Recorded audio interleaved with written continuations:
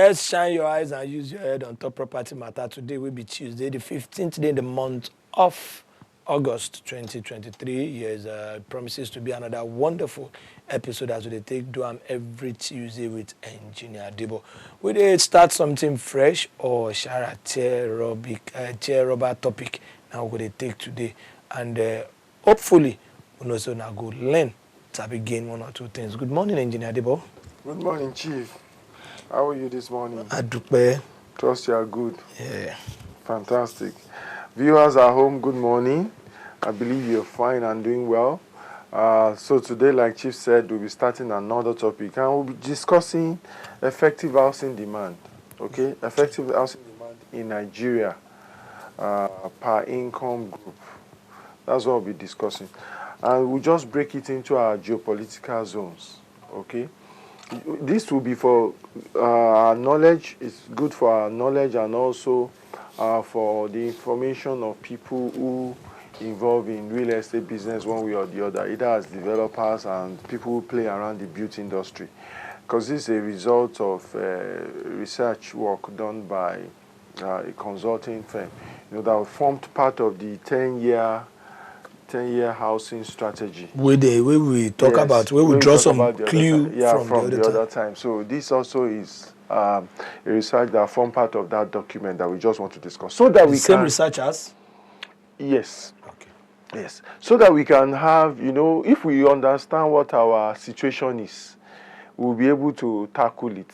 At least we know where we are coming from. Exactly. If we know where we are coming from, exactly, we should be able to know where we are going. And this is what this helps us with, to be able to do. So, first, what do we call effective demand? There are so many people who want to buy a house. Yes. They want to, but they cannot. Reason, they don't have the economic power to be able to meet the requirement of buying a house. In economics, we say there's a difference between want and desire. Yeah, or demand. Demand. There's a difference between want and demand, because demand must be backed with the economic power, yes, the ability to be able to pay. Yes.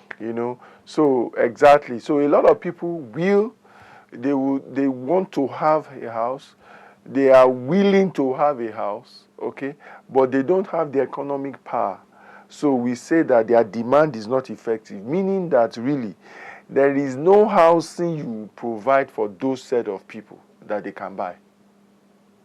So if you are now saying, let's say, and these are, so when we say people need homes, or when we say there is a shortfall, you understand? What we are saying is that out of that shortfall, out of the number of households that needs to be housed, there are some of them that cannot afford it.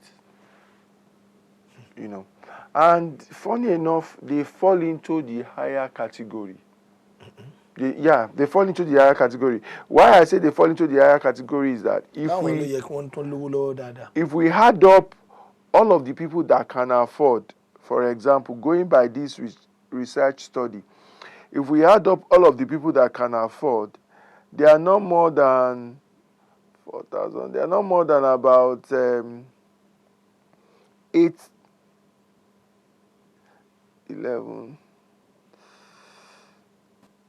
Yeah, so they are not more than about, if you put it together, maybe 18 million. And if we say we have a shortfall of close to 20-something that we hear, that means we have about 5 million or more that cannot afford. So they are not in the majority, but it's a significant number. Okay? So going by this research report, right, they even divided affordability into like about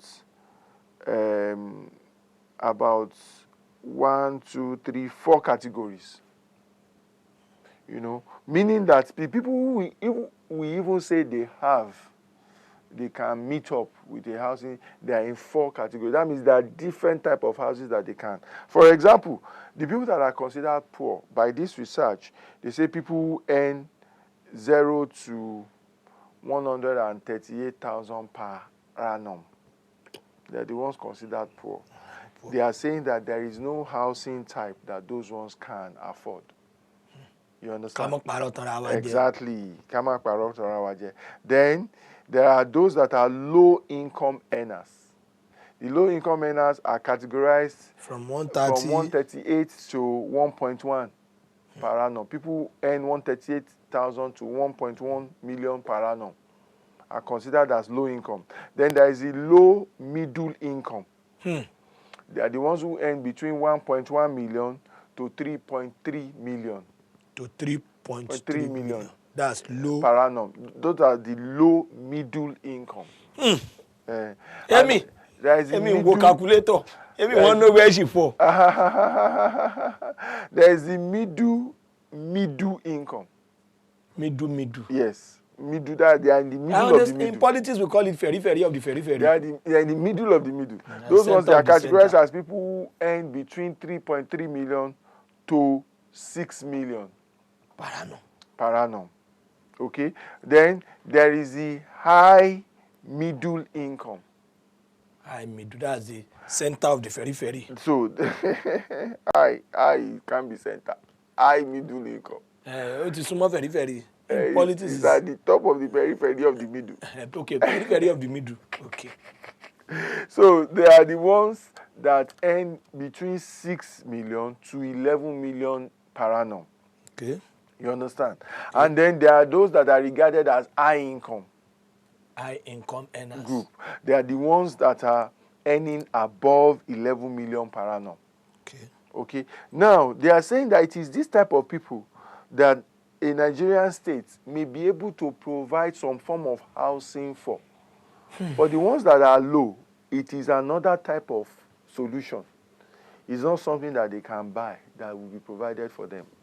Those poverty range. Okay.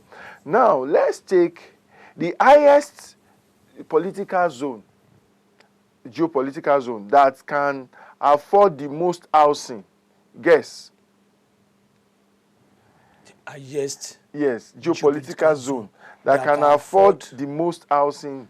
Somebody go on talk Southwest. Say somebody go on talk. No, but actually it is Southwest. Southwest is the highest geopolitical zone that can afford the most housing. And they can afford, in all of these groups put together, a total of 7,989,953. So just about, you can almost say 7.5 million. So as we talk, so the geopolitical zone. You yourself press calculator for head. I press. Oh, yeah. Everybody they press. Say where I belong. Hope I feel buy house. You know. So as we had said, Southwest is the geopolitical zone with the highest effective demand. And that's in total, between all of the 6 states making that zone, comes to about 7,953. Then the second geopolitical zone, can you guess? If Southwest is the first. Well, I want to go to South. I want to go to South. Okay. It is actually Southeast. Southeast. Yeah. It's actually Southeast. And Southeast has a total effective demand, according to that research, of 3,397,172. You know, that's the total effective demand there. Then followed by the South, which comes third, okay, part of the geopolitical zone. And South has a total effective demand of 2,550,230. Okay. And next to that is the North Central. North Central follows that, and they have a total effective demand of 1,942,398. Okay, effective demand. And next to that is Southwest. Southwest is the next, yes. Southwest is the next. Southwest again? No. Northwest. Northwest. Sorry. Northwest. Northwest is the is the next one to that. And they come up with a total of 1,647,049. Okay, that's what they come up with. And the last but not the least is the northeast. The northeast zone comes up with a total of 596,170. Yeah. So the thing here is that you then see why and how it is that some development or housing activity happens in some geopolitical zones more than the others. It's just so clear. The reason is because there are more effective demands in some geopolitical zones than others. Okay? If we then break it into states, we would also see some thinking and what informs why in some states You have to be you looking see at more GDP. activity, you see more activity because the effective demand in those states are better, But looking at it geopolitical zone wise, this is right. I mean, you can, so there is no, it doesn't then come as a surprise. Take for example, the ones that have, some geopolitical zones have 1 million something. Meanwhile, some states alone have this figure. Of course. As the effective demand in that state. Of course. So, take for example, Lagos. Okay, Lagos by itself, okay, has effective demand in Lagos is like about, let me try and get that figure. Because a lot of factors they contribute to why Lagos only. So Lagos alone, which has the highest in the country actually, has effective demand of 1,846,554. So Lagos alone is more than at least 2 geopolitical zones. And almost the equivalent of 1. So out of the 6 geopolitical zones, Lagos alone is almost equal to. Which is just a state in the south west. Exactly. So, and is followed in the southwest is followed by Ogun State, which has 1,184,342. And if you look at it, it's followed by Oyo State, sorry. It's Oyo State that follows Lagos. And it's 1,769,589. Considering the land expansion and some other things. 589. Okay, that's what Oyo has, following Lagos. And what follows Oyo is then Ogun State, Ekiti has a list in the southwest. Ondo should come before Ekiti. Of course, Ondo is second to the last. So Ekiti is the last, Ondo, then Osun is like the fourth in the zone. I won't be surprised if Kwara they do well for North Central there. North Central. So let's see North Central. I'm particularly interested in North Central also because of Abuja. Okay. If we see what Abuja is, So North Central, the FCT. Whoa. Now that won't be Baba. No, not at all. It's because the size of FCT, I think, is so small. So effective demand in FCT is almost like the least too. But it's 90,984. Because these factors come from different angles. If we want to look at where at times the land mass might be a reason and a factor.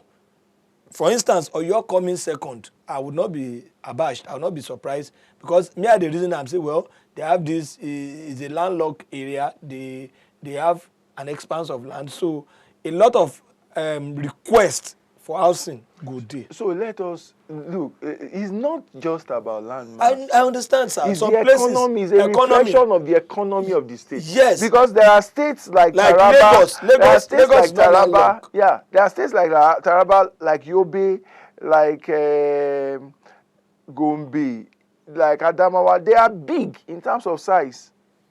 But what of the economic activities That's there? not what I'm saying. So it's not just about the size. So it's the economy. And I'm trying to complement that. Okay. There are some times that if the land is not a factor, economy should be. If the size. If the size, the land size is not a factor, economy can be an edge. For instance, Lagos land size might not really be an issue, but the economic activity in Lagos, it is massive. And I know say na it give edge for that number we will get.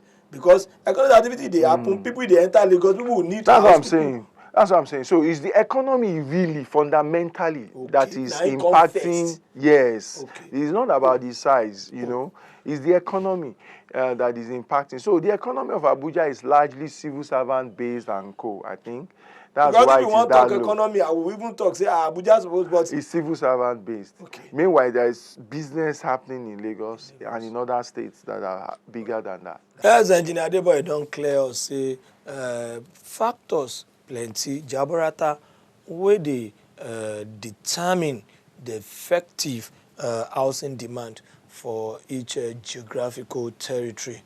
Amo, you say the one way wear the crown among all these factors is in the economic activity with the shele for that lungu.